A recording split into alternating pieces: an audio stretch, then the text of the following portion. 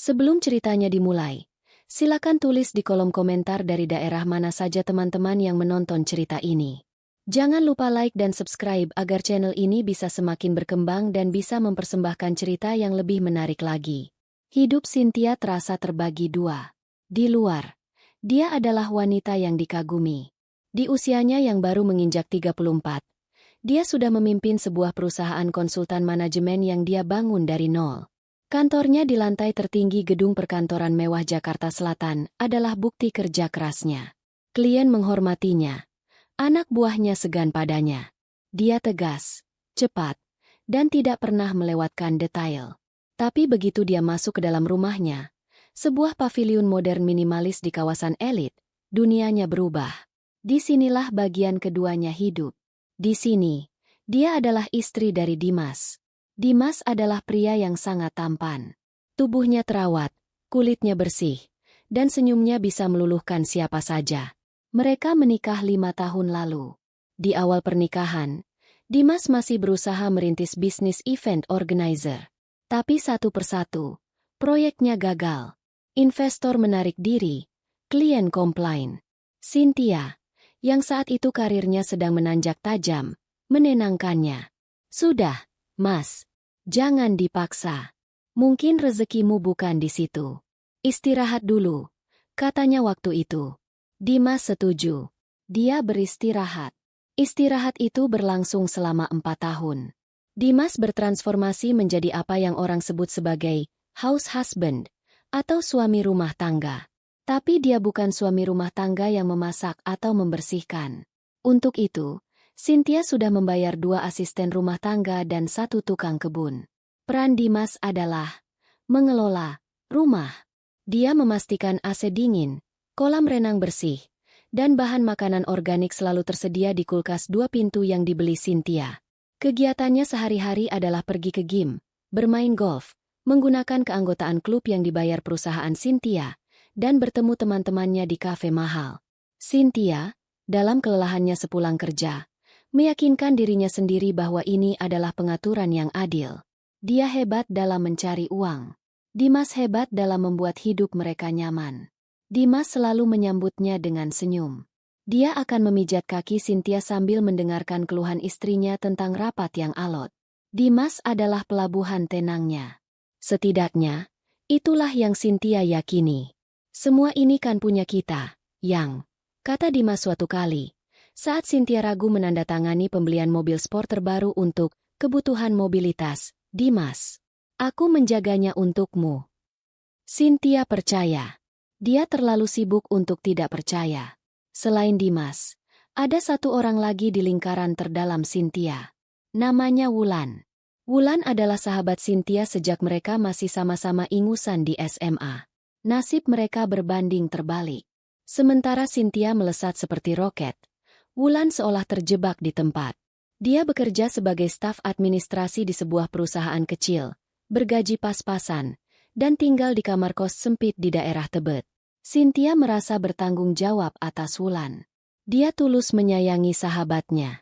Dia sering mentransfer uang untuk biaya tambahan Wulan. Ketika Wulan sakit dan butuh dirawat, Cynthia yang membayar tagihan rumah sakit tanpa bertanya. Ketika laptop Wulan rusak, Cynthia membelikannya yang baru agar Wulan bisa, katanya, mencari pekerjaan sampingan. Wulan adalah tempat curhat Cynthia. Wulan tahu segalanya. Tentang klien Cynthia yang menyebalkan, tentang ibunya yang menuntut, dan tentang betapa lelahnya Cynthia. Wulan selalu mendengarkan dengan penuh simpati. Kamu itu terlalu baik, Chen. Kamu nanggung beban banyak orang, kata Wulan suatu sore, sambil menyeruput kopi mahal yang dibayar Cynthia. Nggak apa-apa, Lan. Selama aku punya kamu sama Mas Dimas, aku kuat, jawab Cynthia naif. Wulan sering bermain ke rumah Cynthia. Dia dekat dengan Dimas. Terlalu dekat, mungkin. Tapi Cynthia menepis pikiran itu. Dia menyebutnya paranoia orang sibuk. Mereka dekat karena mereka berdua adalah tim rumah. Orang-orang yang mengerti Cynthia. Dimas sering mengantar Wulan pulang ke kos jika mereka selesai mengobrol hingga larut malam di rumah Cynthia. Itu wajar, pikir Cynthia. Dimas hanya menjalankan tugasnya sebagai suami yang baik, melindungi sahabat istrinya. Suatu Selasa pagi, suasana rumah terasa berbeda. Dimas bangun lebih pagi dari biasanya. Dia sudah rapi mengenakan kemeja polo bersih dan wangi parfum mahal yang dibelikan Cynthia. "Sayang, aku mau pamit," kata Dimas sambil mencium kening Cynthia yang masih setengah tertidur. Cynthia menggeliat. "Pagi banget, Mas. Mau golf?" Dimas tertawa kecil. Tawa yang menurut Cynthia sangat menawan. "Enggak, dong. Ini kerja. Ingat proyek tambang nikel yang aku ceritain itu? Investor dari Singapura mau ketemu. Tapi mereka maunya di Surabaya. Jadi aku harus terbang hari ini." Mata Cynthia langsung terbuka lebar. Dia duduk tegak. Ini adalah berita besar. Selama setahun terakhir, Dimas memang sering menyebut-nyebut soal proyek besar ini, meski semua masih di tahap lobby. Cynthia tidak pernah bertanya detailnya. Dia hanya mengangguk dan memastikan rekening pribadi Dimas selalu terisi untuk biaya operasional. "Serius, Mas? Wah, alhamdulillah." Cynthia berseru tulus. Ada kelegaan besar di hatinya. Akhirnya, suaminya akan kembali bekerja. Dia tidak akan lagi mendengar sindiran halus dari keluarganya tentang suami pengangguran. "Iya, doakan lancar ya. Aku berangkat sekarang ke bandara. Mungkin sekitar 3 atau 4 hari," kata Dimas, sambil membenarkan letak jam tangan mewahnya. "Kok mendadak banget?" "Biasa, investor. Mereka maunya cepat. Untung aku selalu siap. Semua materi presentasi sudah di laptop." Cynthia bangun dan memeluk suaminya erat. "Hati-hati ya, Mas. Aku transfer uang tambahan ya buat di sana. Buat entertain klien. Jangan sampai malu-maluin. Pakai kartu yang black card aja biar gampang reservasi." Dimas tersenyum lebar. "Kamu memang istri terbaik, Chen. Ya sudah. Aku jalan ya. Nanti aku kabarin begitu sampai Surabaya." Cynthia mengantar Dimas sampai ke depan pintu. Dia melihat suaminya masuk ke dalam mobil sedan mewah mereka. Mobil atas nama perusahaan Cynthia, tentu saja, dan melaju pergi. Ada rasa sepi, tapi lebih dominan rasa bangga dan lega. Cynthia berangkat kerja dengan semangat baru. Dia tidak tahu bahwa pagi itu, dia baru saja mengantar suaminya bukan ke bandara. Dia baru saja mengantar suaminya ke kehidupan kedua yang dibangun di atas keringat dan air matanya. Dia baru saja melepas parasit itu untuk berpesta di sarang yang lain. Sarang yang juga dia biayai tanpa sadar. Itu adalah kaos kesayangan Dimas. Kaos yang dibeli Cynthia di konser Amal 5 tahun lalu. Kaos yang ada bekas noda tinta pulpen kecil di bahu kiri, yang tidak pernah bisa hilang meski sudah dicuci ratusan kali. Noda itu terlihat jelas dari tempat Cynthia berdiri. Mulut Cynthia kering. Otaknya berputar cepat, mencoba mencari penjelasan logis. Mungkin Mas Dimas meminjamkannya? Kapan? Mungkin ini kaos kembar? Noda tinta itu. Mungkin Wulan mencurinya? Wulan tidak seperti itu. Sebelum Cynthia bisa menyelesaikan pemikirannya yang panik, sebelum dia sempat memanggil nama temannya, sebuah suara lain terdengar. Pintu kamar mandi di sebelah dapur kecil itu terbuka. Kamar mandi dalam yang bulan lalu baru direnovasi. Wulan bilang dia dapat bonus besar dari kantornya. Sesosok pria keluar dari kamar mandi itu. Pria itu hanya mengenakan celana kolor boxer berwarna biru tua. Rambutnya basah acak-acakan. Dia menguap lebar, menggaruk dadanya yang bidang. Tubuh yang sangat Cynthia kenali. Tubuh yang dia peluk setiap malam. Tubuh yang pagi itu dia antar dengan doa untuk bekerja di Surabaya. "Dimas." Waktu berhenti. Suara saksofon itu tiba-tiba terdengar memekakan telinga. Bau kamper dari kamar mandi bercampur dengan aroma kopi instan yang sedang diaduk Wulan.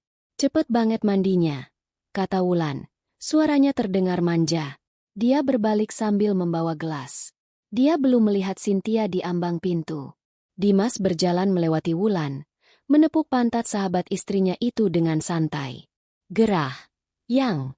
Lengket badanku." Dia melempar handuk basahnya ke atas kasur. Kasur yang seprainya kusut masai. "Ini kopinya," kata Wulan. Dimas mengambil gelas itu, tapi bukannya minum. Dia malah menarik Wulan ke dalam pelukannya.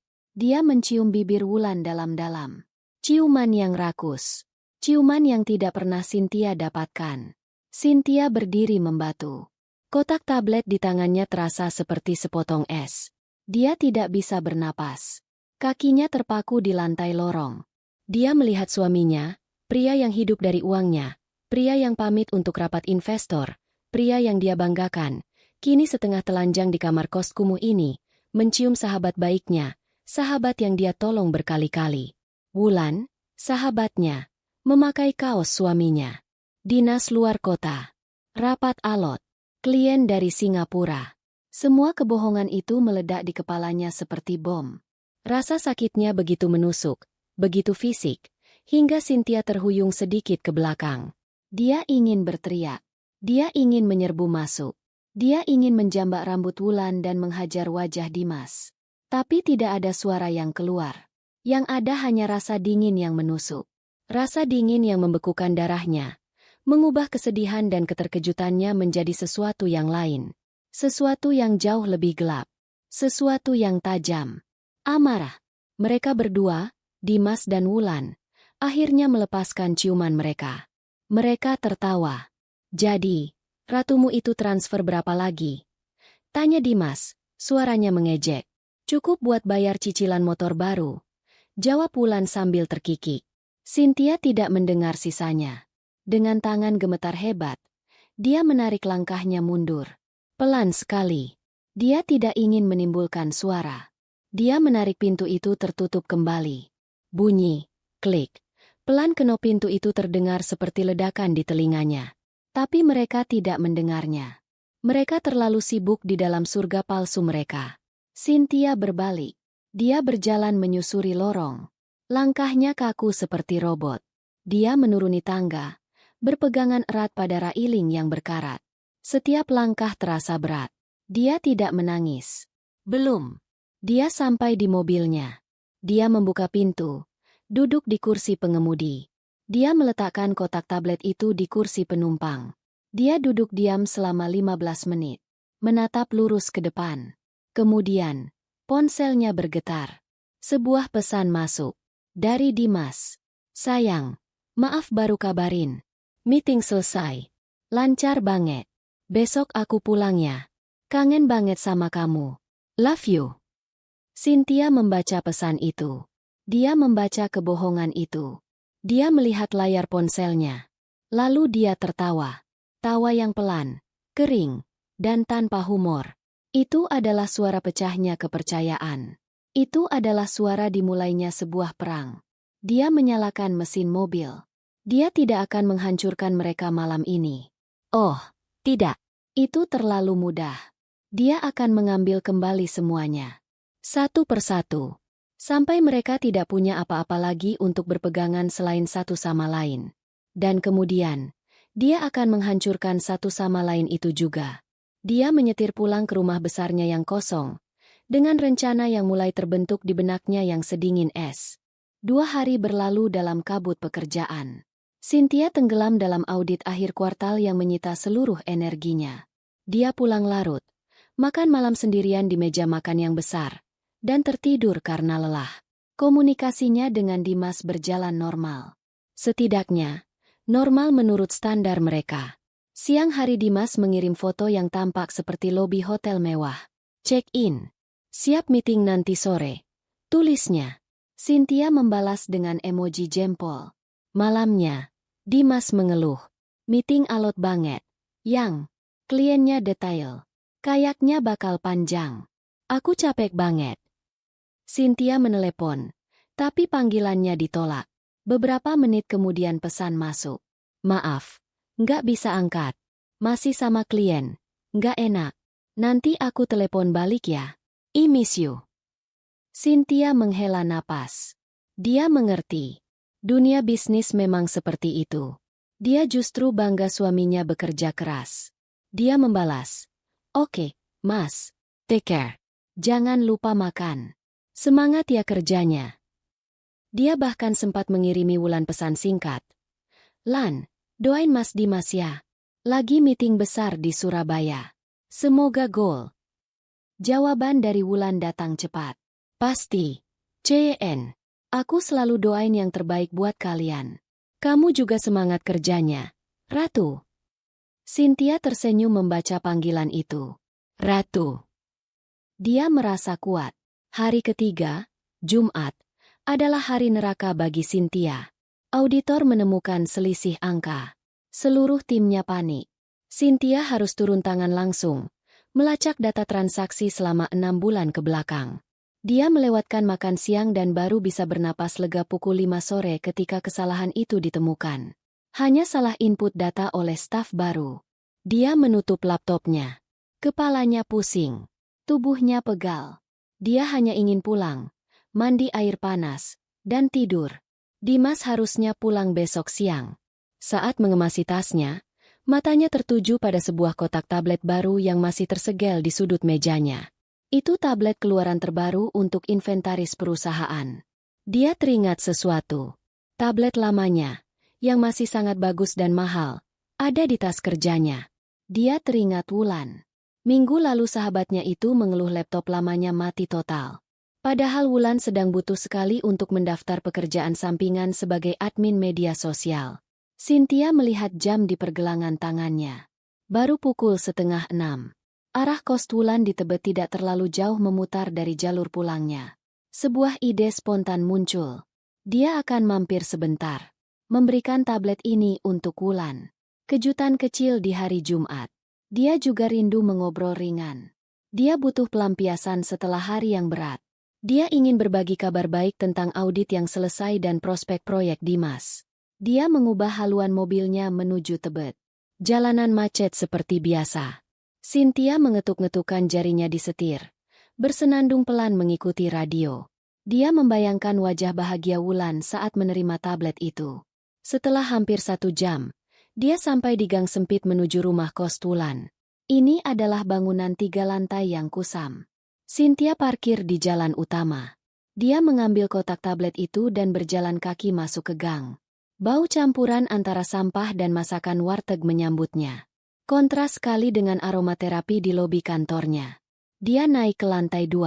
Kamar kos Wulan ada di nomor 7, di ujung lorong. Lorong itu remang-remang. Dia mendengar suara tawa dan TV dari kamar-kamar lain. Tapi saat mendekati kamar nomor 7, dia mendengar sesuatu yang lain. Samar-samar, terdengar alunan musik jazz pelan. Aneh. Wulan penyuka lagu pop Korea dan dangdut koplo. Cynthia mengangkat bahu. Mungkin selera musik temannya berubah. Dia sampai di depan pintu kayu coklat yang catnya sudah mengelupas. Dia mengetuk pelan. Wulan? Lan? Ini aku, Cynthia. Tidak ada jawaban. Musik jazz itu terus mengalun. Lan? Dia mengetuk lagi, sedikit lebih keras. Hening. Hanya suara saksofon dari dalam.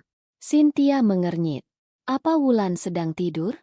Tapi musiknya menyala. Dia mencoba kenop pintu. Tidak dikunci. Pintunya sedikit terbuka dengan bunyi derit pelan. Permisi Lan, kamu di dalam. Cynthia mendorong pintu itu sedikit lebih lebar. Dan dunianya berhenti berputar. Hal pertama yang dilihatnya adalah punggung Wulan. Sahabatnya itu berdiri di depan meja dapur kecil, membelakangi pintu, sedang mengaduk sesuatu di gelas. Tapi bukan itu masalahnya. Masalahnya adalah apa yang dipakai Wulan. Wulan hanya memakai celana dalam hitam kecil. Dan sebuah kaos. Kaos oblong abu-abu pudar bergambar logo band Slang. Kaos yang sangat Cynthia kenali. Kaos itu kebesaran di tubuh kurus Wulan, menjuntai hampir menutupi bokongnya. Perjalanan pulang dari Tebet ke rumahnya di Pondok Indah terasa seperti melintasi dimensi lain. Cynthia mengemudi dalam mode otomatis. Lampu-lampu jalanan Jakarta yang gemerlap, yang biasanya dia nikmati sebagai simbol kota yang hidup, malam ini terlihat seperti ejekan. Papan-papan reklam raksasa yang memajang wajah-wajah bahagia terasa palsu. Dia tidak menangis. Rasa kagetnya terlalu dalam untuk air mata. Yang dia rasakan adalah getaran hebat yang dimulai dari ulu hatinya dan menjalar ke seluruh persendiannya. Itu adalah getaran amarah. Dia terus memutar ulang adegan itu di kepalanya. Kaos abu-abu Slang. Noda tinta di bahu kiri. Celana kolor biru tua. Ciuman rakus itu. Tepukan santai di pantat Wulan. Lalu suara mereka. Suara yang paling menyakitkan.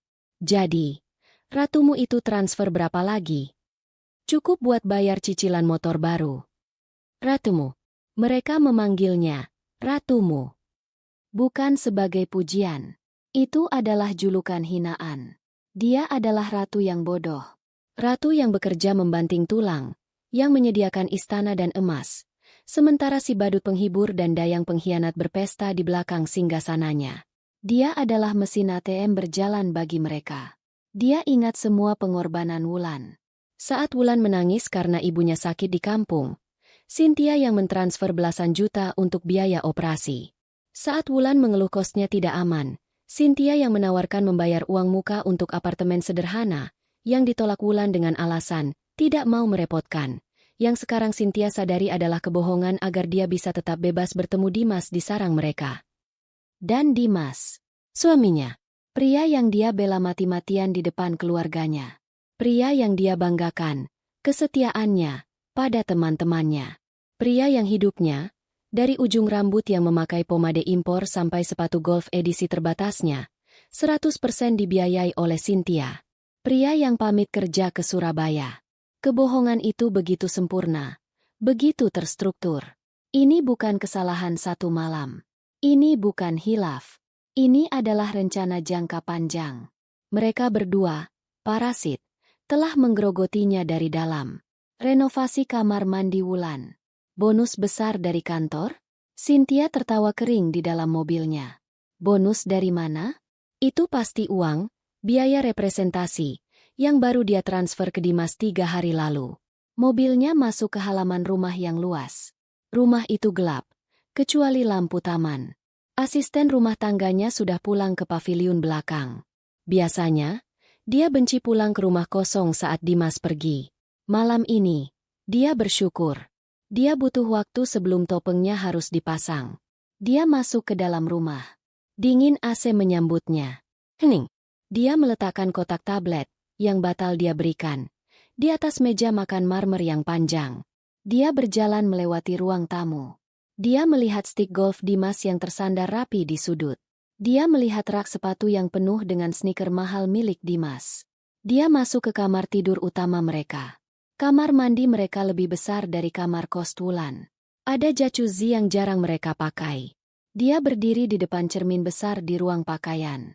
Dia menatap pantulan dirinya. Wanita sukses, rambut rapi disanggul, blazer mahal yang sedikit kusut karena kerja seharian. Matanya merah, tapi kering. Ratu. Baik. Jika mereka ingin dia jadi ratu, dia akan jadi ratu. Tapi bukan ratu yang baik hati. Dia akan menjadi ratu yang mengambil kembali apa yang menjadi miliknya. Ratu yang akan memastikan pengkhianat dihukum. Kesedihan yang tadi membekukannya kini mencair. Berubah menjadi energi panas yang membara. Dia tidak akan hancur. Dia akan menghancurkan. Dia meraih ponselnya. Pesan dari Dimas masih di sana. Kangen banget sama kamu. Love you. Rasa mual menjalari tenggorokannya. Dia hampir melempar ponsel itu ke cermin. Tapi dia menahannya.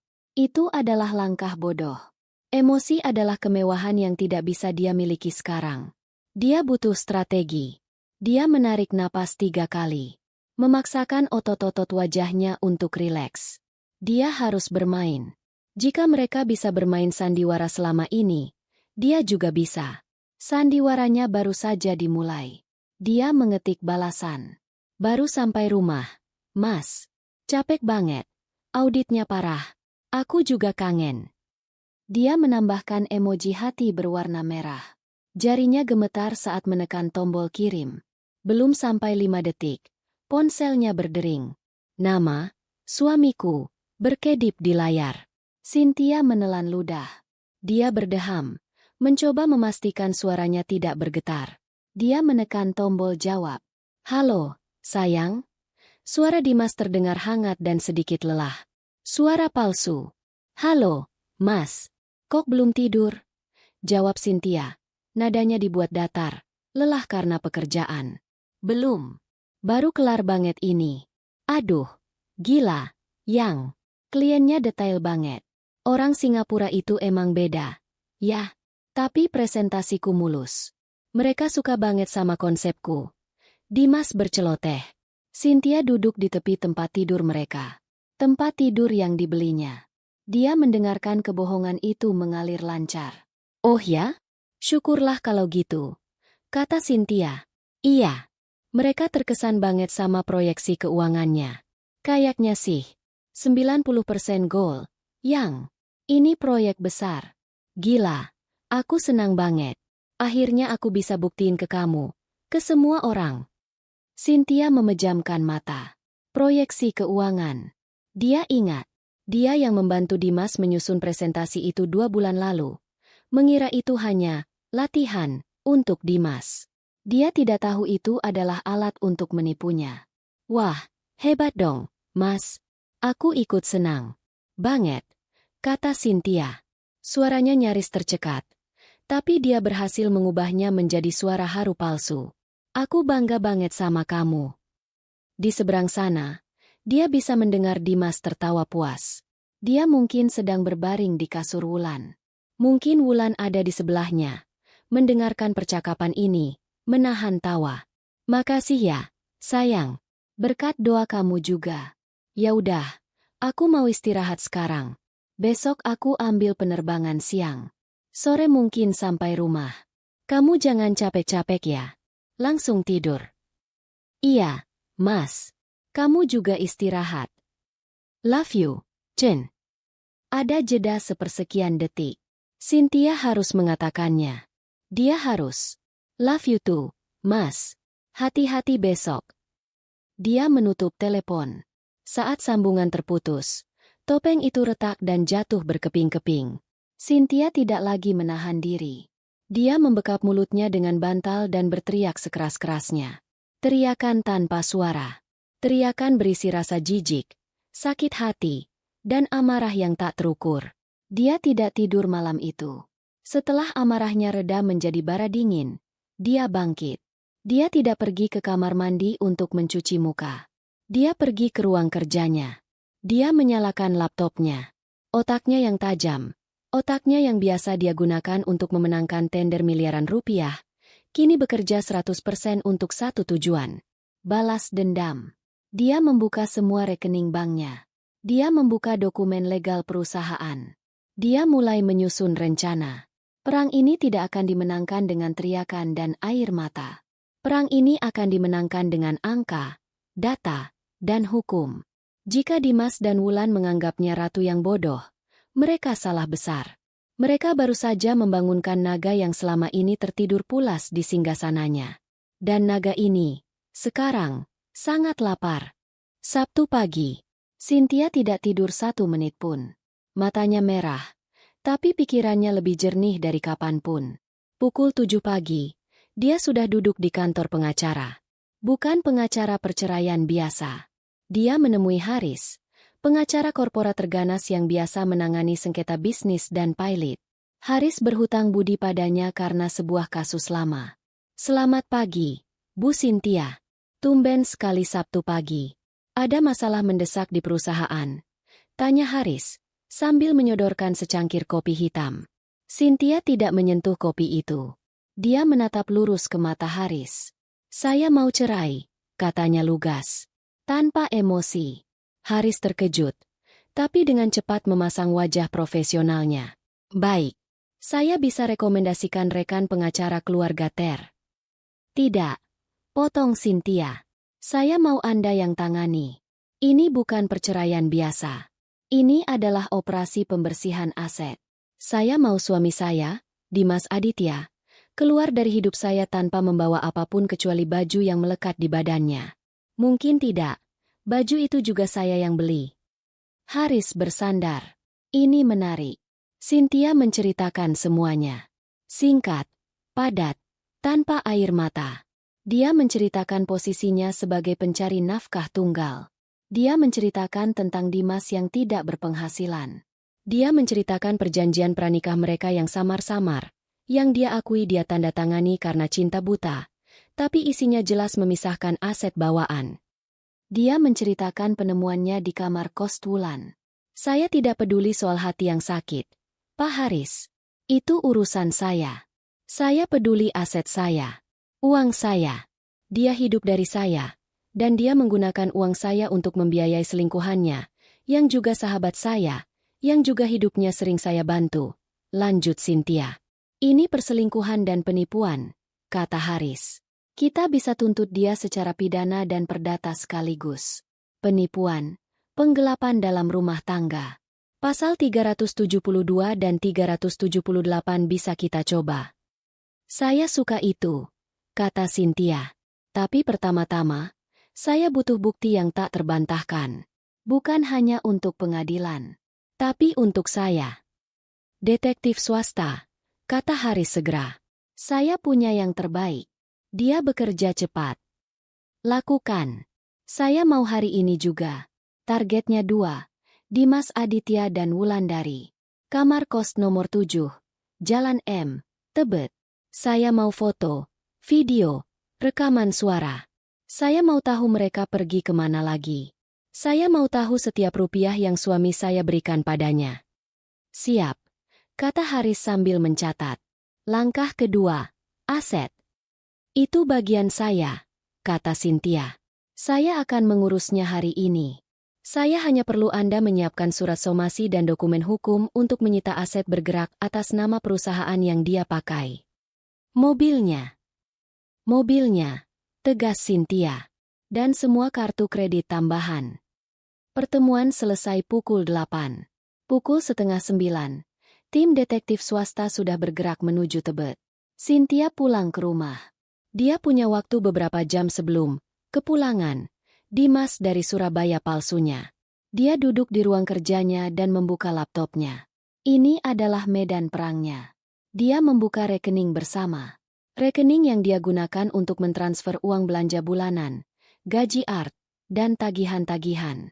Dia tidak pernah mengecek detailnya. Dia hanya memastikan saldonya selalu terisi. Sekarang dia mengeceknya. Baris demi baris. Matanya menyipit. Ada pola. Setiap bulan, selain tagihan normal, ada beberapa kali transfer ke rekening atas nama Wulandari. Jumlahnya bervariasi. 500.000 di sini. 1 juta di sana. Keterangannya selalu samar. Biaya proyek, DP bahan, refund. Lalu dia melihat transfer besar 3 bulan lalu. 20 juta rupiah. Keterangannya, dana talangan renovasi. Cynthia tertawa sinis. Renovasi kamar mandi Wulan. Dan 3 hari lalu. 1 jam setelah Cynthia mentransfer uang, biaya representasi, 50 juta ke rekening pribadi Dimas. Ada transfer 30 juta dari rekening Dimas ke rekening Wulan. Keterangannya, pelunasan modal proyek. Proyek nikel Singapura. Omong kosong. Itu semua adalah sandiwara rumit untuk menguras uangnya demi selingkuhannya. Rasa sakit itu datang lagi. Tapi kali ini bercampur dengan rasa jijik pada kebodohannya sendiri. Cynthia menggerakkan jarinya dengan cepat di atas keyboard. Dia memindahkan 99% saldo dari rekening bersama ke rekening bisnis utamanya. Rekening yang Dimas tidak punya akses sama sekali. Dia hanya menyisakan 500.000 rupiah di sana. Cukup untuk membeli bensin sekali jalan. Langkah kedua, kartu kredit. Dia menelepon layanan prioritas banknya. Halo. Selamat pagi. Saya Cynthia.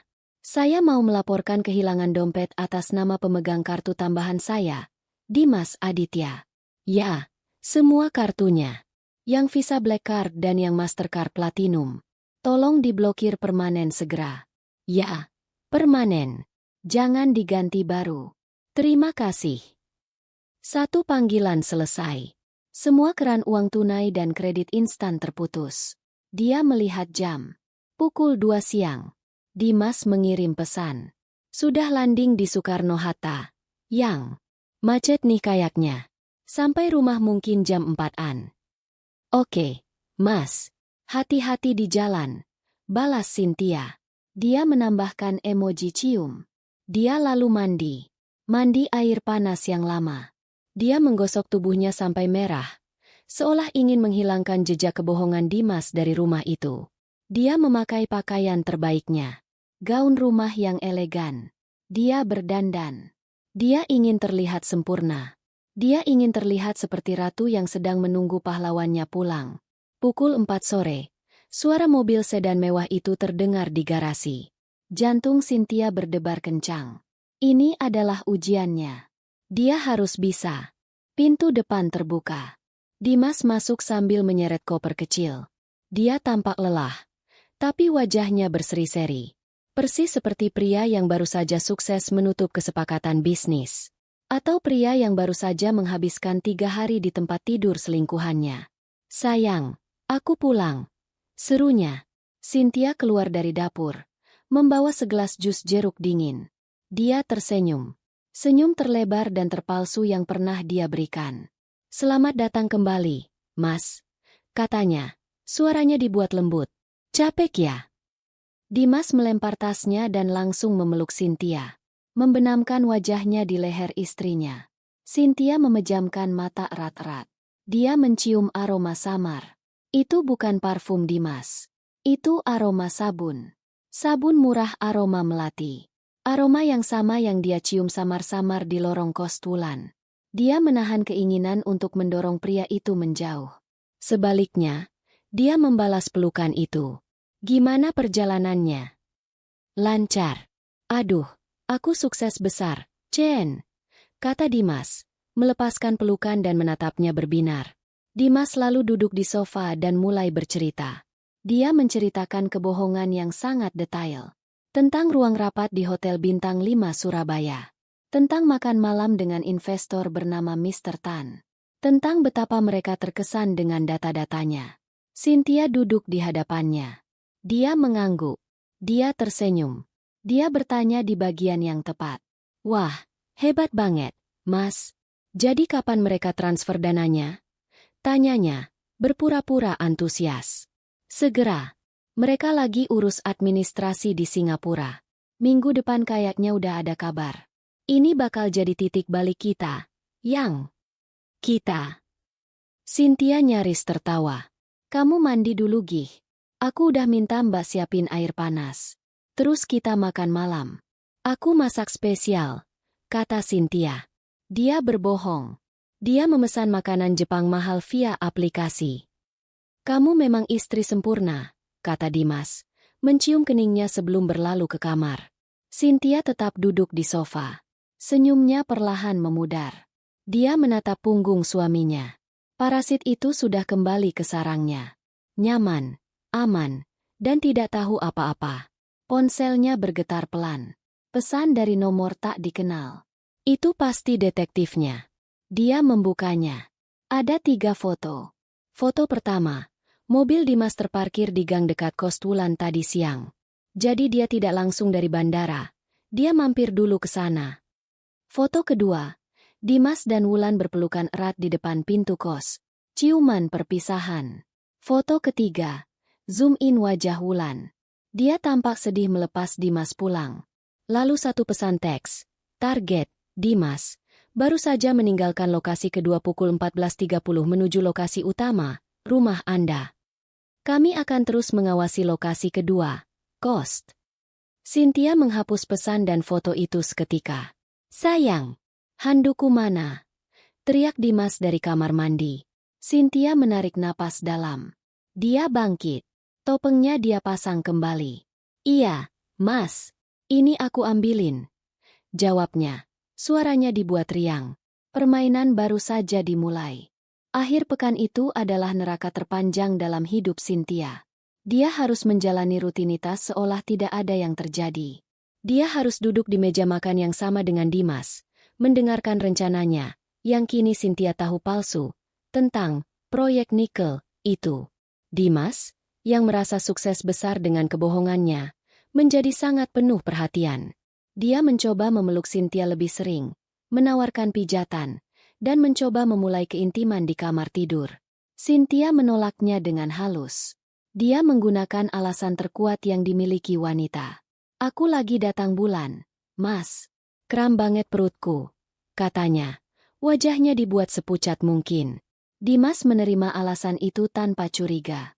Dia hanya kecewa sedikit, lalu kembali sibuk dengan ponselnya. Cynthia tahu persis siapa yang sedang dia kirimi pesan. Dia pasti sedang menenangkan Wulan, melaporkan bahwa Ratu sudah berhasil dikelabui dan dana segar yang dicurinya dari Cynthia aman di tangan mereka. Cynthia membiarkannya. Dia menghitung mundur jam demi jam. Sementara Dimas bersantai di kolam renang pada hari Minggu, Cynthia mengunci diri di ruang kerja, pura-pura membereskan sisa audit. Padahal, dia sedang melakukan panggilan video dengan detektif swasta yang disewanya. Saya sudah dapat bukti perselingkuhan yang cukup, Pak, kata Cynthia dingin, matanya menatap layar laptop.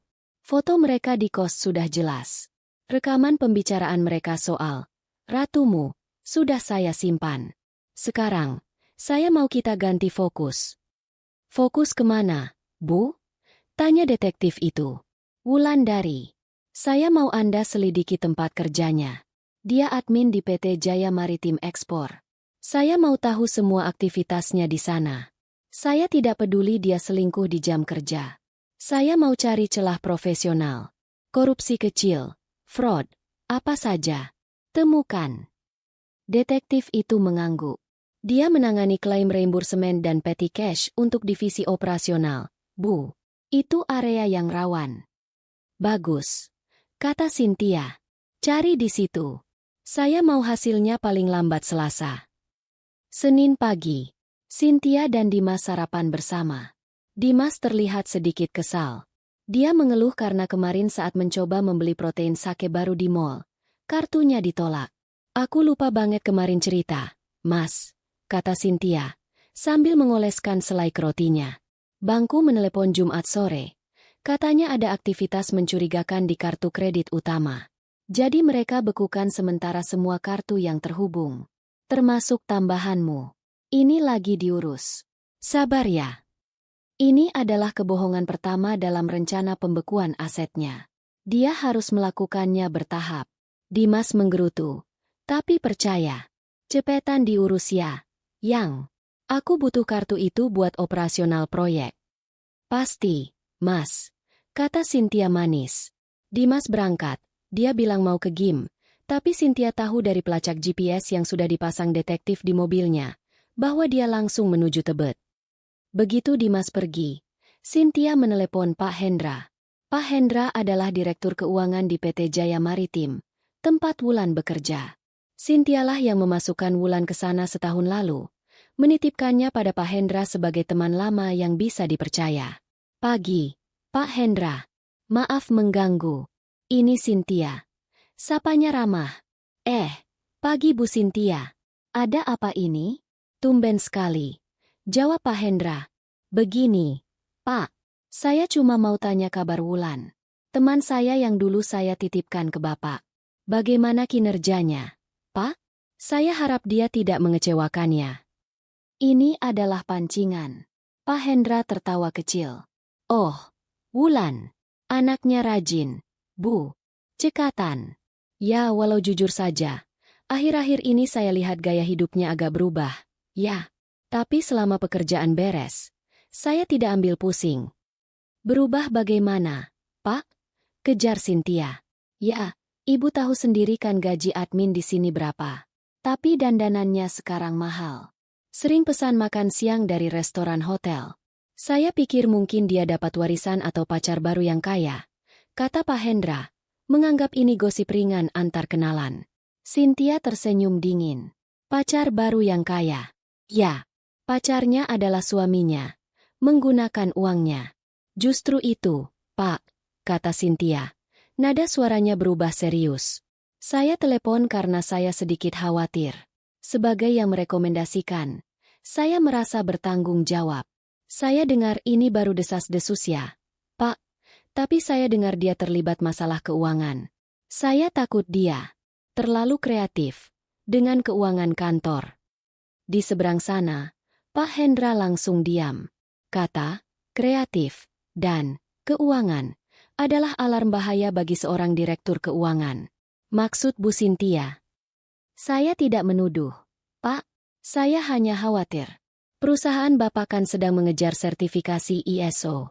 Audit pasti sedang ketat. Mungkin tidak ada salahnya Bapak cek bagian yang dia pegang. Klaim reimbursement, vendor catering. Hal-hal kecil seperti itu. Saya hanya tidak mau nama baik Bapak, dan saya tercoreng karena kelalaian kecil. Cynthia tahu dia sudah menekan tombol yang tepat. Pak Hendra adalah orang yang sangat peduli reputasi. Terima kasih informasinya, Bu Cynthia. Saya hargai sekali kepedulian Ibu. Akan segera saya tindak lanjuti, kata Pak Hendra. Suaranya kini kaku dan resmi. Telepon ditutup. Kail sudah dilempar. Selasa sore, detektif swasta mengirimkan laporannya. Apa yang ditemukannya persis seperti dugaan. Wulan tidak pintar. Dia korupsi dengan cara yang kasar. Dia punya kesepakatan dengan satu vendor catering kecil.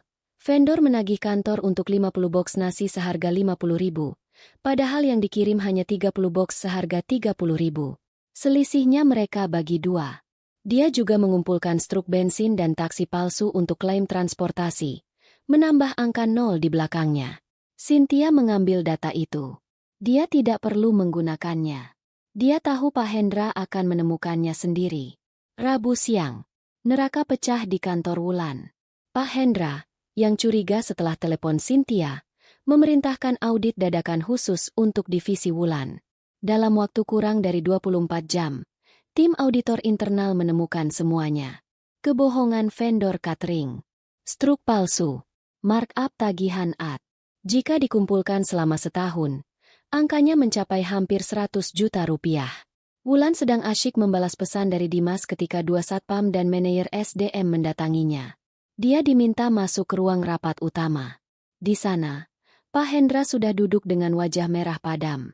Di depannya, terbentang semua bukti, struk palsu yang dicetaknya, salinan faktur catering yang digelembungkan, dan data rekening koran banknya yang menunjukkan transfer rutin dari si vendor. Wulan langsung pucat pasi. Bisa kamu jelaskan ini, Wulandari? Bentak Pak Hendra. Wulan mencoba menyangkal. Dia bilang itu kesalahan input. Dia bilang dia dijebak. Tapi Pak Hendra sudah telanjur marah. Dia merasa reputasinya dipertaruhkan. Dia merasa dibodohi oleh wanita yang direkomendasikan oleh relasi pentingnya. Kami tidak bodoh, kata Pak Hendra. Ini penggelapan.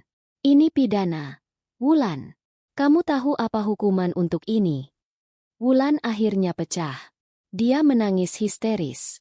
Dia berlutut, memohon ampun. Dia bilang dia butuh uang. Dia bilang dia hilaf. Manajer SDM meletakkan 2 lembar kertas di depannya. Kamu punya 2 pilihan, kata manajer itu dengan suara datar. Pilihan pertama, kami panggil polisi sekarang juga. Kami seret ke penjara atas pasal penggelapan. Wulan terisak hebat, menggelengkan kepalanya. Pilihan kedua, lanjut manajer itu. Kamu tanda tangani surat pengunduran diri ini. Di dalamnya ada pernyataan bahwa kamu mengakui telah melakukan penyelewengan dana. Gaji terakhirmu dan uang pesangonmu hangus. Kami sita sebagai ganti rugi parsial. Setelah itu, kamu pergi dari sini dan jangan pernah kembali. Kami tidak akan melapor ke polisi, tapi catatan kerjamu akan kami beri tanda hitam. Wajah Wulan hancur. Dia tidak punya pilihan. Di penjara, atau jadi pengangguran dengan catatan buruk. Dengan tangan gemetar, dia menandatangani surat itu. Bereskan mejamu. Kamu punya 15 menit. Satpam akan mengantarmu keluar, kata manajer SDM itu dingin. Wulan berjalan keluar dari ruang rapat, didorong paksa oleh air matanya. Semua mata di lantai kantornya memandangnya. Beberapa berbisik, beberapa menatap kasihan, kebanyakan menatap jijik. Dia memasukkan barang-barang pribadinya ke dalam boks kardus coklat. Dia diantar keluar lobi seperti seorang kriminal. Begitu sampai di jalanan yang panas, hal pertama yang dia lakukan adalah menelepon Dimas. Dia menangis histeris.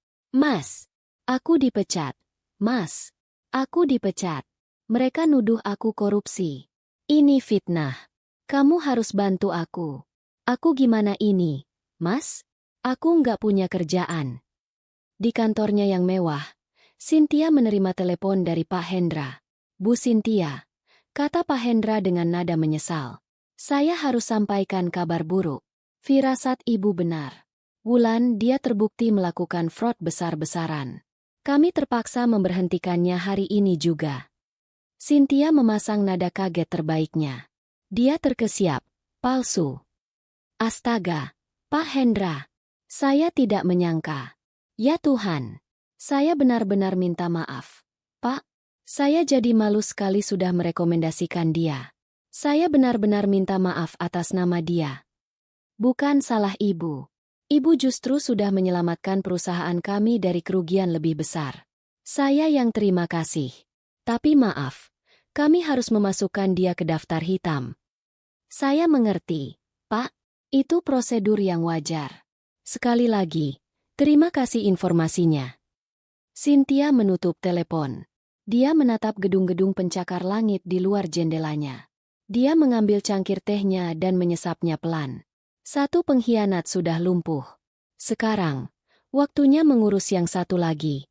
Kejatuhan Wulan adalah awal dari kepanikan Dimas. Wulan yang histeris, kini tanpa penghasilan, menjadi beban finansial penuh bagi Dimas. Dia menelepon Dimas tanpa henti, menuntut pertanggungjawaban. "Kamu janji mau nikahin aku kalau aku cerai sama si ratu itu kan?" teriak Wulan di telepon. Dimas sedang bersembunyi di kamar mandi tamu agar tidak terdengar Cynthia. "Iya, sabar, Yang. Sabar. Ini aku lagi urus proyek," bisik Dimas panik. "Sabar gimana? Aku dipecat. Aku butuh uang bayar kos akhir bulan ini. Aku butuh makan.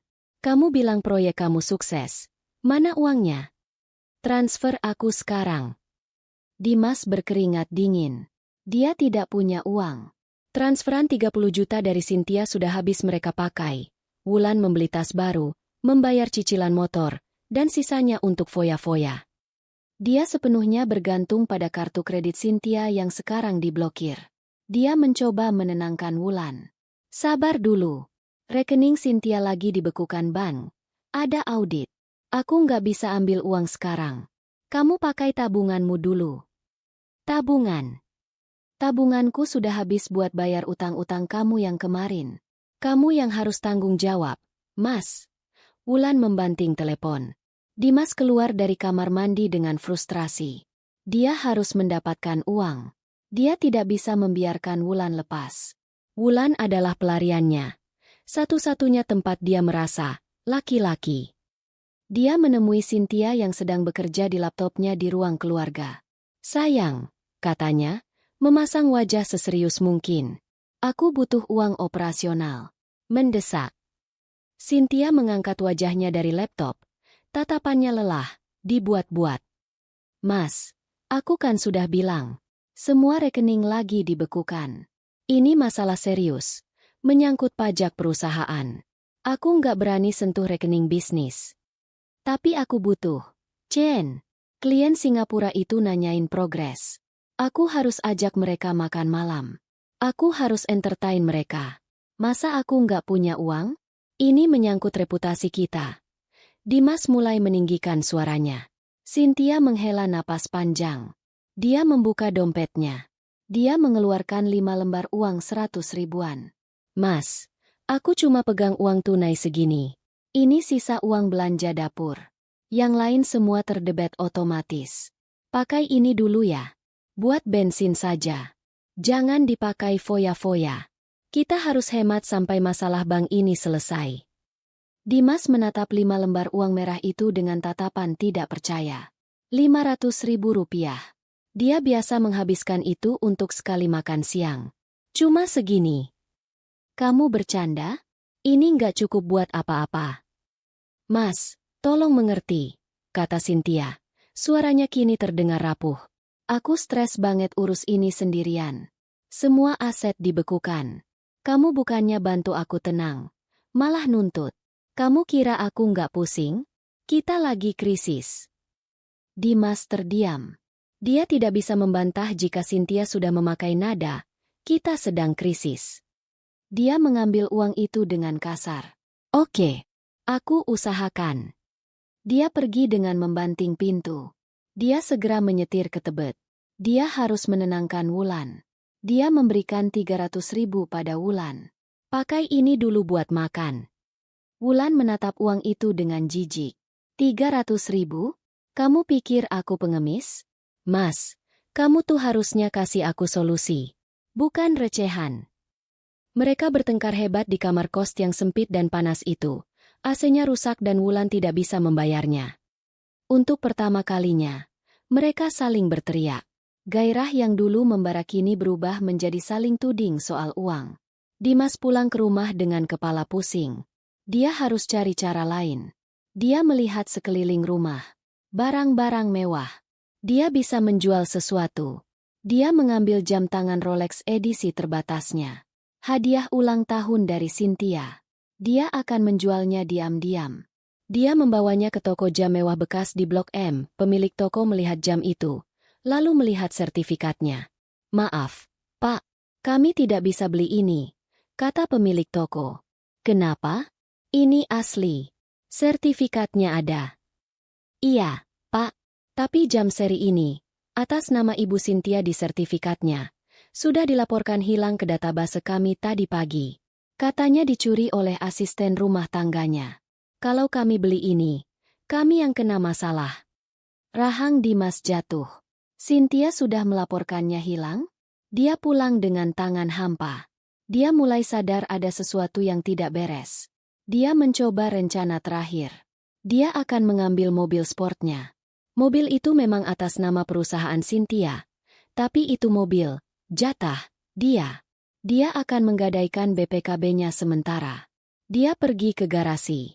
Mobilnya tidak ada. Dia panik. Dia berlari ke pos satpam komplek. "Pak, lihat mobil saya yang sport? Yang merah." Satpam itu mengangguk.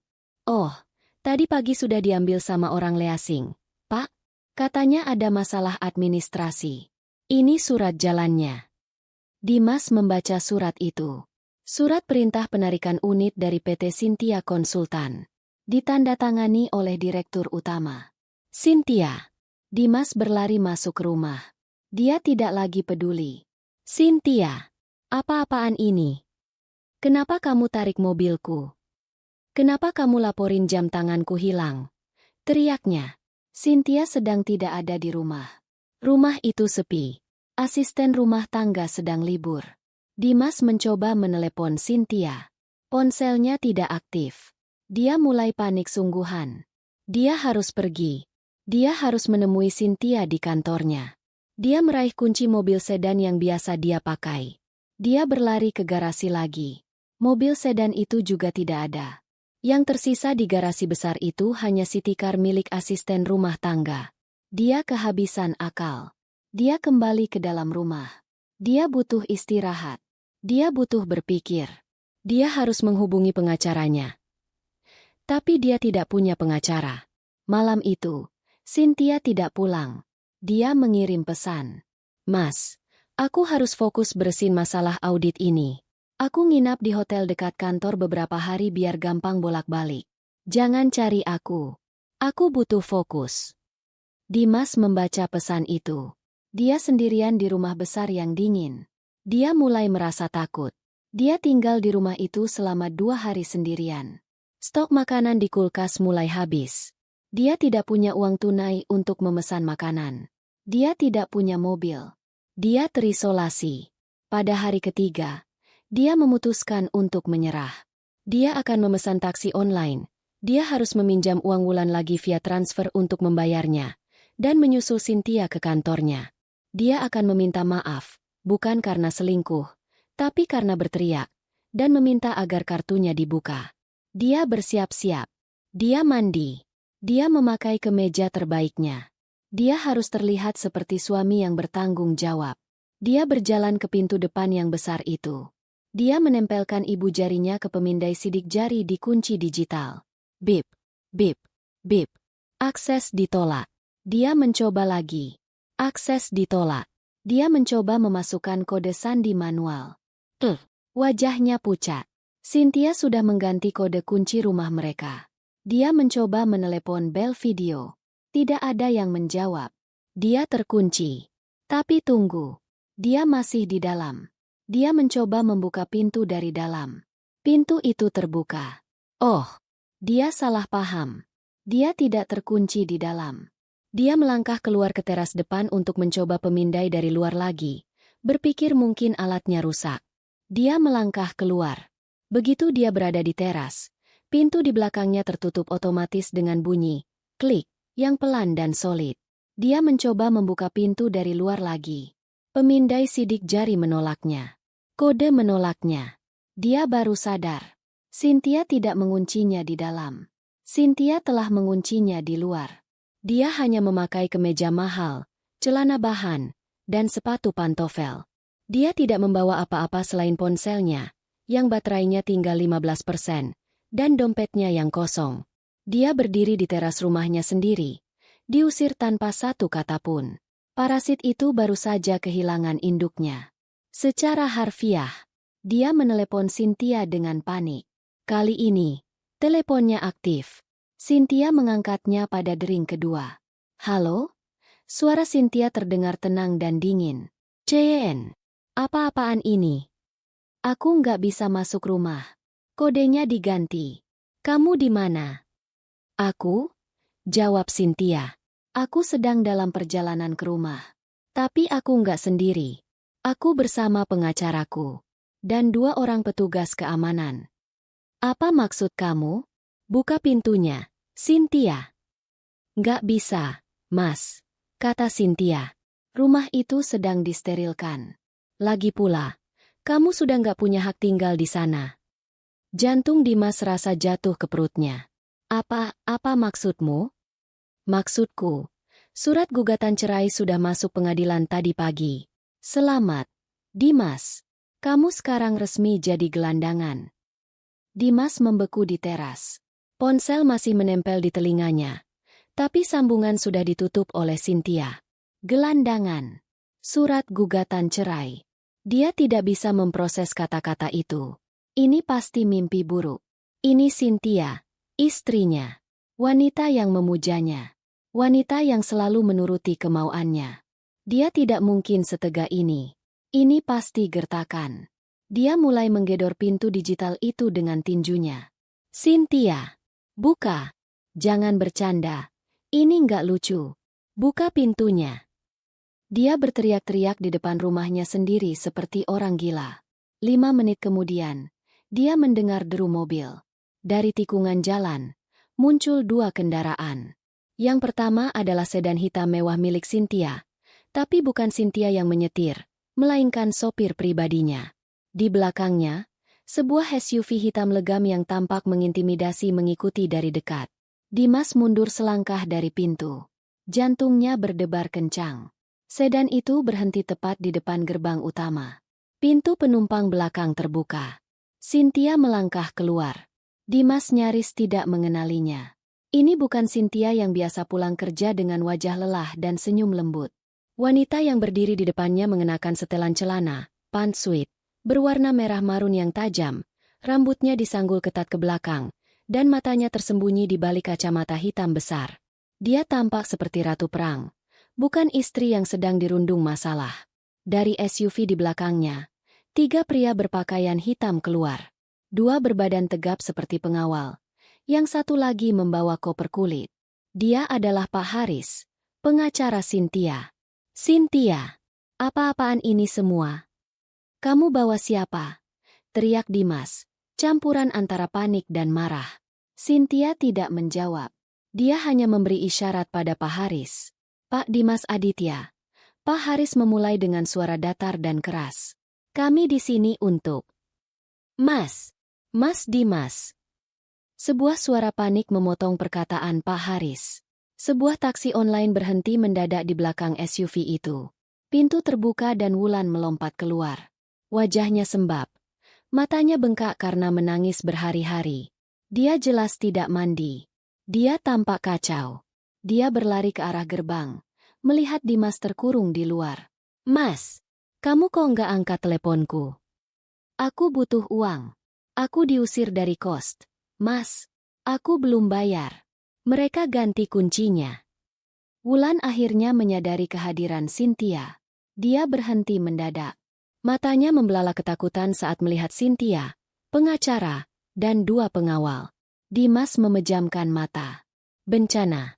Dari semua waktu. Kenapa pelacur ini harus muncul sekarang? Cynthia melepas kacamata hitamnya. Dia menatap Wulan, lalu menatap Dimas. Wajahnya tanpa ekspresi.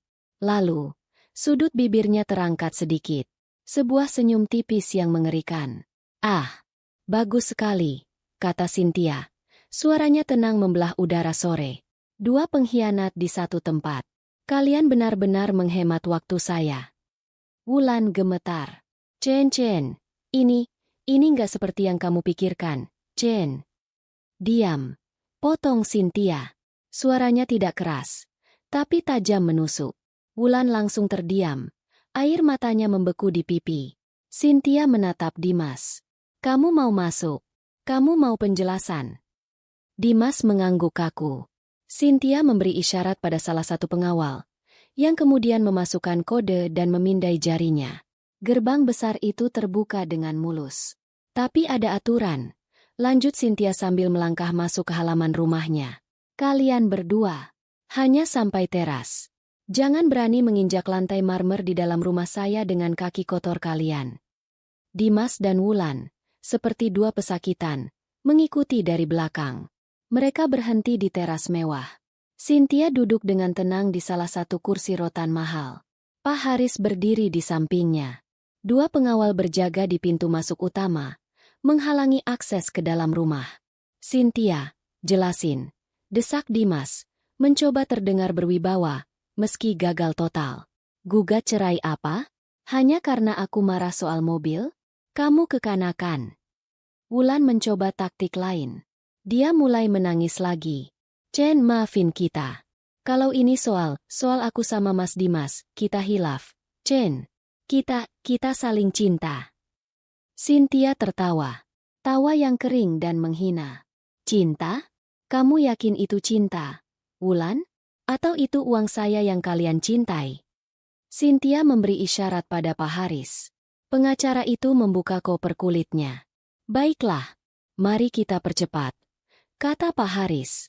Ibu Cynthia telah mendaftarkan gugatan cerai talak hari ini.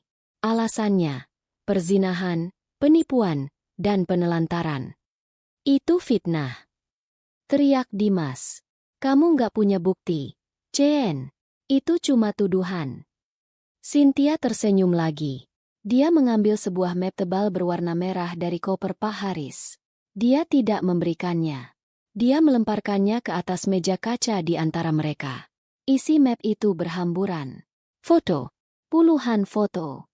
Dimas dan Wulan pucat pasi. Mereka melihat foto-foto yang diambil oleh detektif swasta. Foto mobil Dimas terparkir di gang kos Wulan berhari-hari. Foto mereka masuk ke kamar kos. Foto mereka berciuman di parkiran supermarket murah. Lalu ada lembaran lain. "Itu," kata Cynthia, menunjuk selembar kertas, "adalah rincian bank. Transfer dari rekening saya ke rekening kamu, Dimas. Dan di hari yang sama, transfer dari kamu ke rekening Wulan. Totalnya 50 juta. Modal, proyek nikel Singapura. Kamu, kan? Atau itu yang kalian pakai untuk renovasi kamar mandi dan beli motor baru?" Wulan gemetar hebat. Dia tahu uang itu. Dimas terdiam. "Enya. Dan ini." Cynthia mengambil selembar kertas lagi. "Ini surat pemecatan Wulandari dari PT Jaya Maritim. Alasan, penggelapan dana dan fraud. Aku sudah bicara dengan Pak Hendra. Dia titip salam. Dia bilang terima kasih sudah membantunya membersihkan kantornya dari pencuri kecil sepertimu, Wulan." Wulan terhuyung. Dia baru sadar. Pemecatannya bukan kebetulan. Itu semua ulah Cynthia. Kamu yang jebak aku." Pekik Wulan. "Aku tidak menjebakmu," balas Cynthia dingin. "Aku hanya menyalakan lampu di ruangan tempat kamu mencuri. Kamu yang menjebak dirimu sendiri." Dimas akhirnya menemukan suaranya. Tapi bukan suara marah. Suara putus asa. Oke. Chen. Aku salah. Aku hilaf. Tapi jangan cerai. Aku minta maaf. Aku akan putusin Wulan sekarang juga. Kita bisa perbaiki ini, sayang. Chen. Jangan panggil aku sayang, potong Cynthia. Pak Haris melangkah maju. "Pak Dimas. Berdasarkan perjanjian pranikah yang Anda tanda tangani 5 tahun lalu, Semua aset yang didapat dari hasil jerih payah Ibu Cynthia, termasuk rumah ini, mobil, dan seluruh isi rekening, adalah murni milik Ibu Cynthia. Karena perceraian ini disebabkan oleh perzinahan dari pihak Anda kehilangan hak atas tunjangan apapun. Anda pergi tanpa membawa apa-apa. Mata Dimas memerah. Kesombongannya kembali. Aku nggak mau. Aku nggak mau cerai. Kalau kamu maksa, aku akan tuntut harta Gonogini. Aku suami kamu. Aku sudah dukung karir kamu. Aku berhak atas setengahnya. Wulan yang mendengar kata Gonogini, matanya sedikit bersinar. Mungkin masih ada harapan. Cynthia terkekeh, seolah baru mendengar lelucon terbaik sedunia. Silakan. Silakan tuntut Gonogini, kata Cynthia sambil bersandar santai. Tapi kalau kamu pilih jalur itu, saya akan pilih jalur saya. Pak Haris. Pak Haris mengambil map kedua dari kopernya. Map berwarna biru. Ini adalah berkas laporan pidana, kata Pak Haris dengan tenang. Pasal 378 KUHP tentang penipuan. Anda, Dimas, dengan sengaja merekayasa cerita proyek nikel untuk meminta dana 50 juta rupiah dari klien saya. Itu penipuan. Ancamannya 4 tahun penjara. Dimas membeku. Dan, lanjut Pak Haris, pasal 372 tentang penggelapan. Anda secara sadar dan aktif, tanpa izin istri Anda, menyalurkan dana rumah tangga untuk kepentingan pihak ketiga, dalam hal ini Nona Wulandari. Itu juga pidana. Dan untuk kamu, Wulan, kasus fraud kamu di kantor lama, ditambah ini, akan membuatmu jadi rekan satu sel yang sempurna untuk Dimas. Wajah kedua orang itu kini seputih kertas. Penjara. Mereka tidak pernah berpikir sejauh itu. Jadi, kata Cynthia, kini berdiri. Dia menatap dua manusia yang gemetar di depannya. Kalian punya dua pilihan. Sederhana saja. Pilihan satu, kalian berdua berlutut. Minta maaf padaku, tidak usah. Lupakan bagian minta maaf. Pilihan satu, Dimas, kamu tanda tangani surat pernyataan cerai ini. Akui perzinahanmu. Kamu dan selingkuhanmu ini, pergi dari sini. Saya tidak akan menuntut kalian secara pidana. Kalian bebas pergi sebagai gelandangan. Pilihan dua, kalian menolak. Kita bertemu di pengadilan perdata untuk Gonogini, dan di saat yang sama, kita bertemu di pengadilan pidana. Saya akan pastikan kalian berdua membusuk di penjara. Cynthia mengambil surat cerai dan sebuah pulpen dari Pak Haris. Dia meletakkannya di meja. Pilih. Tidak ada pilihan. Itu adalah eksekusi. Dimas menatap Wulan. Mata Wulan penuh ketakutan. Dia menggelengkan kepala, memohon Dimas untuk menandatanganinya. Penjara lebih menakutkan daripada kemiskinan. Dengan tangan yang lebih berat dari baja, Dimas Aditya mengambil pulpen itu. Kebencian memenuhi matanya saat dia menatap Cynthia. Tapi ketakutan lebih mendominasi. Dia menandatangani surat itu. Mengakui segalanya. Melepaskan segalanya. Bagus, kata Cynthia. Dia mengambil kembali surat itu. Salah satu pengawal maju ke depan, membawa sebuah boks kardus kecil. Pengawal itu menjatuhkannya di kaki Dimas. Itu beberapa pakaian dalammu yang murah, sikat gigi, dan deodoran. Sisa barang-barang bermerekmu yang ada di dalam rumah akan saya sumbangkan ke panti asuhan atas namamu. Anggap saja amal terakhirmu, kata Cynthia. Sekarang, lanjutnya, suaranya sedingin es. Keluar dari rumah saya. Dua pengawal itu bergerak maju, tidak menyentuh, tapi menggiring mereka dengan aura mengancam. Dimas mengambil boks kardus itu dengan tangan gemetar. Dia dan Wulan berjalan mundur, keluar dari gerbang neraka sekaligus surga yang baru saja hilang dari mereka. Begitu mereka berdua berada di luar aspal jalanan komplek, gerbang besi tempa yang mewah itu tertutup di belakang mereka dengan suara dentuman pelan. Mereka resmi terusir. Dimas dan Wulan berdiri di jalanan aspal yang mulai mendingin. Lampu jalan komplek yang mewah baru saja menyala, menerangi dua sosok menyedihkan itu. Dimas memegang boks kardus berisi pakaian dalamnya. Wulan hanya membawa tas tangan kecil berisi ponsel dan dompet yang nyaris kosong. Hening. Suara jangkrik dari taman-taman rumah mewah di sekitar mereka terdengar seperti ejekan. "Jadi, gimana sekarang?" bisik Wulan. Suaranya serak karena bedanya kamu parasit utama. Aku cuma kecipratan. Kata parasit itu menampar Dimas lebih keras dari tamparan fisik. Mereka saling berteriak di jalanan komplek elit itu. Sampai sebuah mobil patroli keamanan komplek mendatangi mereka dan mengusir mereka dengan sopan namun tegas. Mereka tidak punya pilihan. Mereka harus pergi ke satu-satunya tempat yang tersisa. Mereka menggunakan sisa uang terakhir di dompet Wulan untuk memesan taksi online. Kembali ke Tebet.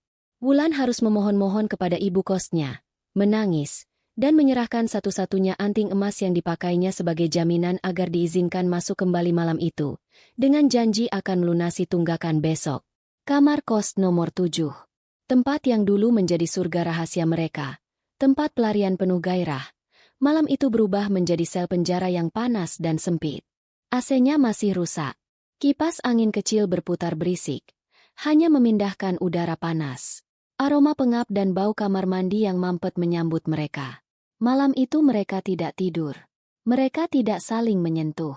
Mereka duduk di sisi berlawanan dari kasur tipis itu, membelakangi satu sama lain, menyalahkan takdir dan menyalahkan satu sama lain dalam diam. Hari-hari berikutnya adalah neraka. Cinta dan gairah menguap lebih cepat daripada air di atas kompor. Yang tersisa hanyalah kepanikan akan kemiskinan. Wulan harus mencari kerja. Tapi seperti yang dikatakan Cynthia, namanya sudah masuk daftar hitam. Setiap perusahaan jasa keuangan atau administrasi yang dia lamar menolaknya mentah-mentah. Dia dipecat karena fraud. Itu adalah dosa tak terampuni di dunia korporat. Setelah 2 minggu menganggur dan hidup dari menjual sisa barang-barang kosmetiknya, Wulan terpaksa mengambil pekerjaan kasar. Dia menjadi pencuci piring di sebuah warung makan Padang yang ramai. Bekerja dari jam 8 pagi sampai jam 10 malam. Tangannya yang dulu terawat kini melepuh dan berbau bumbu rendang. Dan Dimas. Nasib Dimas jauh lebih buruk secara psikologis.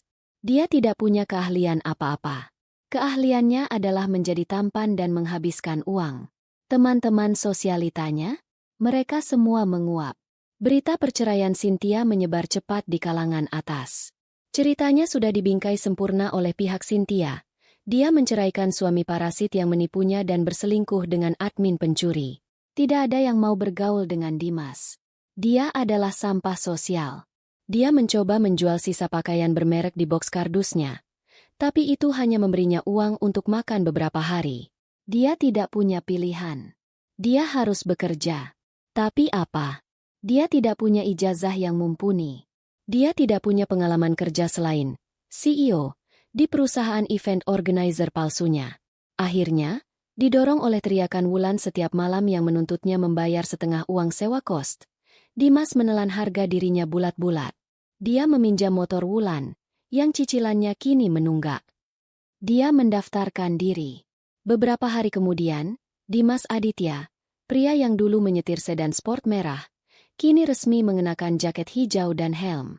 Dia menjadi pengemudi ojek online. Kehidupan mereka menjadi siklus kebencian. Dimas akan pulang tengah malam, bau keringat dan asap knalpot, membawa uang beberapa puluh ribu yang hanya cukup untuk membeli rokok dan mie instan.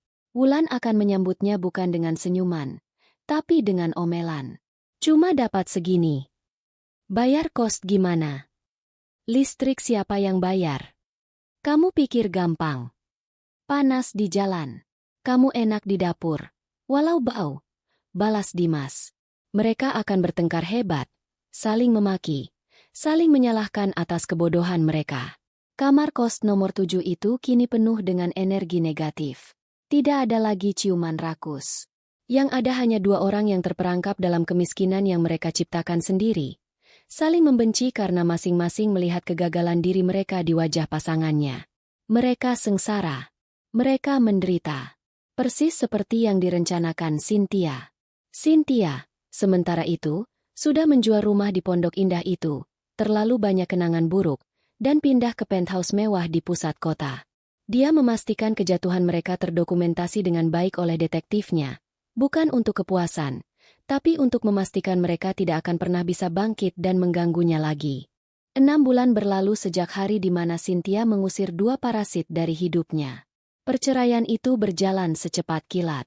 Dengan bukti foto perzinahan yang tak terbantahkan dan surat pengakuan bertanda tangan yang didapat Pak Haris di teras rumah hari itu, hakim mengetuk palu tanpa keraguan. Dimas Aditya resmi bercerai, tanpa mendapatkan Rp1 pun. 6 bulan itu adalah proses detoksifikasi yang menyakitkan bagi Cynthia. Dia menjual rumah di Pondok Indah. Dia tidak tahan berada di sana.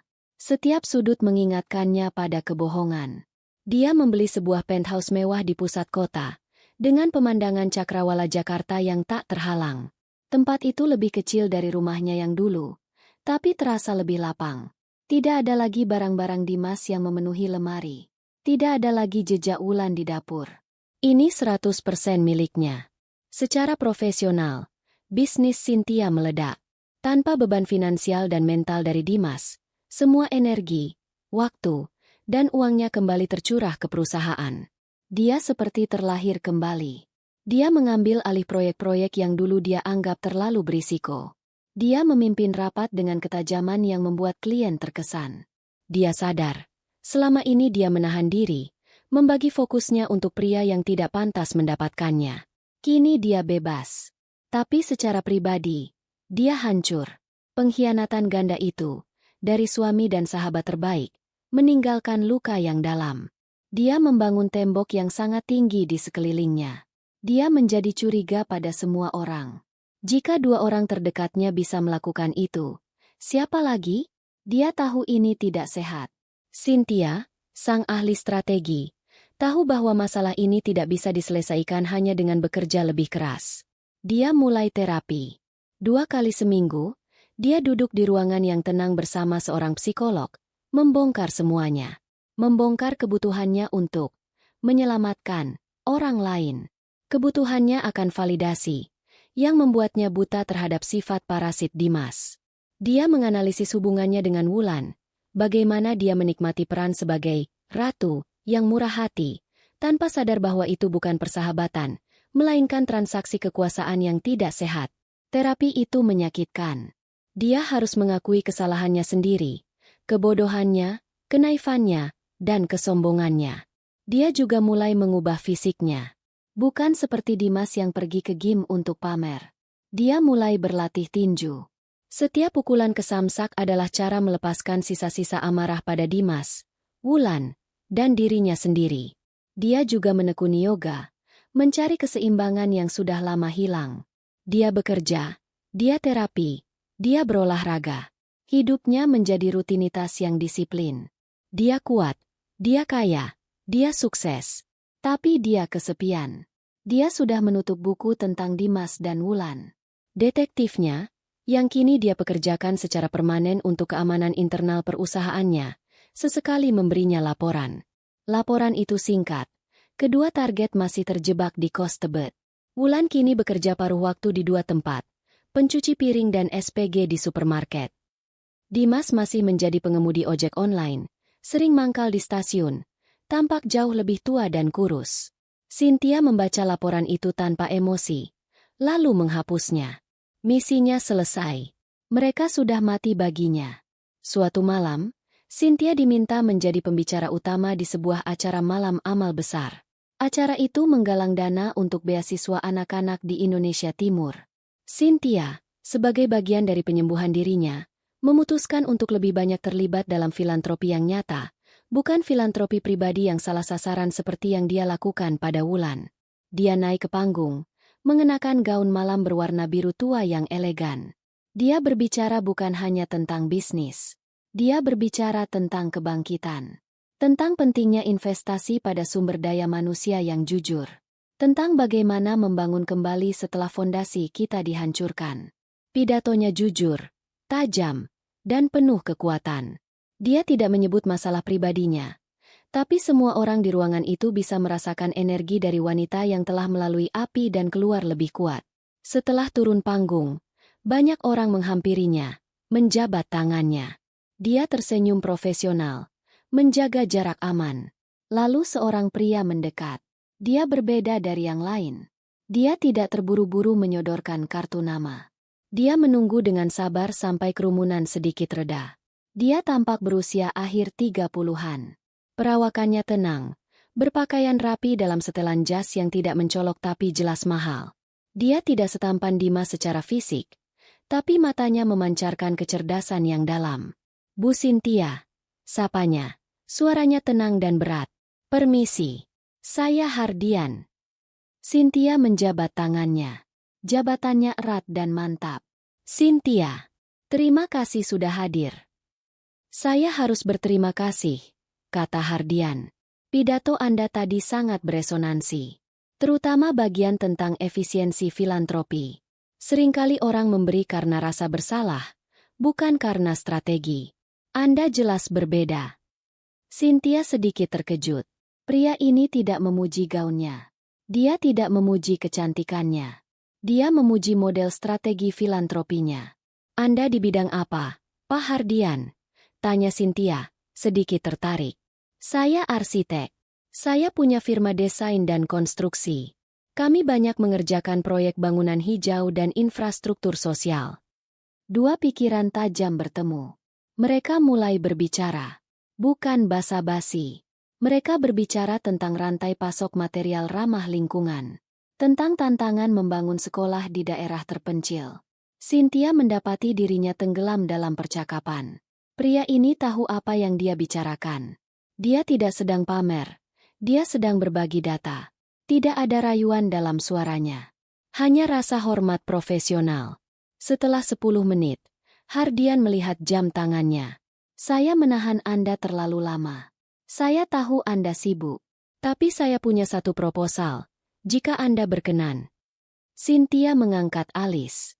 "Saya juga menjalankan program mentorship kecil-kecilan untuk lulusan arsitek muda dari daerah. Saya dengar Anda juga aktif di program serupa untuk pengusaha wanita. Mungkin kita bisa sinergikan sesuatu. Data Anda soal logistik bisa sangat membantu kami." Dia menyodorkan kartu namanya. Sederhana. Hanya nama, gelar, dan nomor telepon. "Pikirkan saja," katanya sambil tersenyum tipis. "Saya tidak akan tersinggung jika Anda menolak. Selamat malam, Bu Cynthia." Dia mengangguk sopan, lalu berbalik dan pergi. Cynthia berdiri di sana sejenak, menatap punggung pria itu. Dia bingung. Ini adalah interaksi terbersih yang pernah dia alami dengan pria dalam waktu yang sangat lama. Hardian tidak meminta apa-apa darinya. Dia tidak mencoba menjual apapun padanya. Dia menawarkan pertukaran ide yang setara. Untuk pertama kalinya dalam setahun, tembok es di sekitar Cynthia retak sedikit. Dia merasakan secercah rasa ingin tahu. Dia menyimpan kartu nama itu dengan hati-hati di dalam tasnya. Bukan di tempat kartu nama bisnis biasa, tapi di sakunya sendiri. Hubungan Cynthia dan Hardian tidak dimulai dengan ledakan kembang api. Itu dimulai dengan email. Seminggu setelah acara amal, Cynthia mengirim email singkat kepada Hardian, mengatakan dia tertarik mendengar lebih banyak tentang program mentorshipnya. Mereka setuju untuk bertemu. Pertemuan pertama mereka adalah rapat kerja pukul 10 pagi di kantor Cynthia, lengkap dengan asisten Cynthia yang membuat notulen. Mereka membahas sinergi program mereka selama tepat 1 jam. Hardian datang dengan persiapan matang, membawa data dan proyeksi. Cynthia terkesan. Pertemuan itu berlanjut ke pertemuan kedua. Makan siang bisnis. Kali ini hanya berdua. Mereka masih berbicara tentang pekerjaan. Tapi perlahan, topik itu melebar. Dari strategi bisnis, ke buku yang mereka baca, lalu ke filosofi hidup. Cynthia menemukan bahwa Hardian adalah pria yang sudah selesai dengan dirinya sendiri. Dia sukses atas usahanya sendiri, berasal dari keluarga sederhana, dan sangat menghargai integritas. Dia pendengar yang baik. Tidak seperti Dimas yang selalu menuntut untuk didengar dan dipuji. Hardian mendengarkan Cynthia. Dia mengajukan pertanyaan tentang visinya, tentang tantangan di industrinya. Mereka mulai bertemu di luar konteks pekerjaan. Awalnya dengan kedok profesional. Hardian mengundangnya mengunjungi salah satu lokasi proyek bangunan sekolah yang sedang dia kerjakan di pinggir kota. Cynthia datang. Dia melihat bagaimana Hardian berbicara dengan para tukang, bagaimana dia memeriksa kualitas material. Dia melihat rasa hormat yang diberikan anak buah Hardian padanya. Ini adalah pria yang membangun, bukan mengambil. Mereka mulai makan malam, lalu nonton film, lalu berjalan-jalan di akhir pekan. Semuanya, kata Hardian pelan, menatap lurus ke depan. Aku sangat menikmati waktu kita. Tapi aku merasa kamu masih menahan sesuatu. Cynthia menelan ludah. Ini saatnya. Saya baru saja melewati perceraian yang sangat buruk setahun lalu. Hardian, kata Cynthia pelan, suaranya sedikit bergetar. Saya tidak diceraikan. Saya yang menggugat. Suami saya menipu saya. Dia tidak bekerja, hidup sepenuhnya dari saya. Dan dia berselingkuh di belakang saya dengan sahabat terbaik saya sendiri. Orang yang juga saya bantu secara finansial. Dia menceritakannya. Ringkas. Tapi intinya kena. Dia harus melihat reaksi pria ini. Hardian diam sejenak. Mencerna informasi itu. Dia tidak terlihat kaget. Dia hanya terlihat berpikir. Lalu dia menoleh. Menatap Cynthia tepat di mata. Tatapannya lembut. Tapi tegas. Terima kasih sudah percaya padaku untuk cerita itu. Katanya.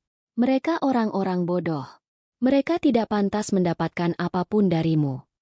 Dia berhenti sejenak, lalu melanjutkan. Kamu wanita terkuat yang pernah aku temui. Cynthia, kamu membangun kerajaanmu sendiri. Kamu berhak mendapatkan partner yang bisa membangun kerajaan itu bersamamu, bukan parasit yang hidup di dalamnya. Kamu berhak setara. Cynthia merasa matanya panas. Air mata yang sudah lama kering kini menggenang. Bukan air mata sakit hati. Itu air mata kelegaan. Hardian tidak menganggapnya sebagai korban yang rusak. Dia tidak menganggapnya sebagai mesin ATM yang bisa dimanfaatkan. Dia menganggapnya setara. Malam itu, Cynthia mengundangnya naik untuk minum kopi. Tembok itu akhirnya runtuh. 1 tahun kemudian, Cynthia menikah lagi. Pernikahannya sangat berbeda dari yang pertama. Tidak ada pesta besar dan mewah di Hotel Bintang 5 untuk ratusan tamu palsu. Pernikahan Cynthia dan Hardian dilangsungkan di sebuah villa pribadi di Bali, menghadap ke laut, saat matahari terbenam. Tamu yang hadir kurang dari 30 orang. Hanya keluarga inti dan sahabat sejati yang sudah teruji oleh waktu. Cynthia mengenakan gaun sederhana yang sangat elegan. Hardian mengenakan setelan linen yang santai. Mereka mengucapkan janji mereka sendiri. Saat Hardian menyelipkan cincin di jarinya, Cynthia menatap pria di hadapannya. Pria yang tenang, stabil, kuat, dan yang terpenting, tulus. Pria yang mencintainya bukan karena apa yang bisa dia berikan, tapi karena siapa dia. Cynthia akhirnya merasa aman. Dia merasa utuh. Seminggu setelah bulan madu mereka yang tenang, Cynthia dan Hardian sedang menikmati sore di sebuah kafe di Jakarta. Mereka baru saja kembali beraktivitas. Mereka sedang mendiskusikan rencana liburan akhir tahun mereka sambil tertawa. Di seberang jalan, sebuah sepeda motor ojek online berhenti mendadak. Pengemudinya nyaris menabrak trotoar. Pengemudi itu membuka helmnya untuk mengelap keringat. Wajahnya kotor oleh asap, kurus, dan tampak jauh lebih tua dari usianya. Matanya cekung. Itu Dimas. Dia baru saja menurunkan penumpang dan sedang mengecek aplikasi di ponselnya yang retak. Dari gang di sebelah kafe tempat Cynthia duduk, seorang wanita keluar membawa kantong sampah hitam besar yang bocor. Wanita itu mengenakan seragam warung makan yang kotor dan berminyak. Rambutnya lepek dan diikat asal-asalan. Dia tampak kuyu dan marah. Itu Wulan. Dia bekerja sebagai pencuci piring di dapur kafe itu. Wulan melihat Dimas yang mangkal di seberang. Dia berteriak. Suaranya melengking dan kasar. "Weh, bengong aja. Bensin udah dibeli belum? Anak kos di sebelah udah nagih bayar wifi patungan. Kamu tuh kerja yang bener napa?" Dimas berbalik. Balas membentak Wulan. "Diam kamu. Ini lagi narik. Panas ini. Bawel banget." Di tengah pertengkaran rendahan mereka di pinggir jalan yang berdebu, mata Dimas secara tidak sengaja terangkat. Dia menyeberang jalan. Dia melihat Cynthia. Dia melihatnya duduk di kafe mahal. Dia melihatnya tertawa. Dia melihat kulitnya yang bersinar, pakaiannya yang mahal, dan auranya yang tenang. Dan dia melihat pria di sampingnya. Pria yang tampak berwibawa, yang sedang menggenggam tangan Cynthia dengan mesra. Mata mereka bertemu selama sepersekian detik. Wajah Dimas berubah dari marah, menjadi kaget, lalu menjadi campuran antara malu, iri, dan kebencian yang mendalam. Dia melihat segala sesuatu yang telah dia buang. Dia melihat surga yang telah dia tukar dengan neraka sempit di kamar kos. Cynthia melihatnya. Dia melihat Dimas. Lalu dia melihat Wulan yang sedang mengomel. Dia tidak merasakan apa-apa. Tidak ada dendam. Tidak ada kepuasan. Tidak ada kemarahan. Hanya kehampaan. Mereka hanyalah dua orang asing yang kebetulan dia kenali di kehidupan yang lalu. Wulan berteriak lagi pada Dimas. Menyuruhnya cepat pergi cari orderan. Dimas tidak tahan dengan tatapan Cynthia. Buru-buru menyalakan motornya dan melesat pergi, menghilang di telan kemacetan Jakarta. Hardian menyadari Cynthia sedang melamun. Dia mengikuti arah pandang istrinya. "Ada apa, sayang?" tanya Hardian lembut. Cynthia berbalik dari jalanan yang berisik itu, kembali menatap wajah suaminya. Dia tersenyum. Senyum yang tulus dan penuh kebahagiaan. "Nggak ada apa-apa," jawabnya. "Cuma lihat macet. Yuk, kita pulang." Dia menggenggam tangan Hardian. Dan untuk pertama kalinya dalam hidupnya, dia benar-benar merasa pulang ke rumah.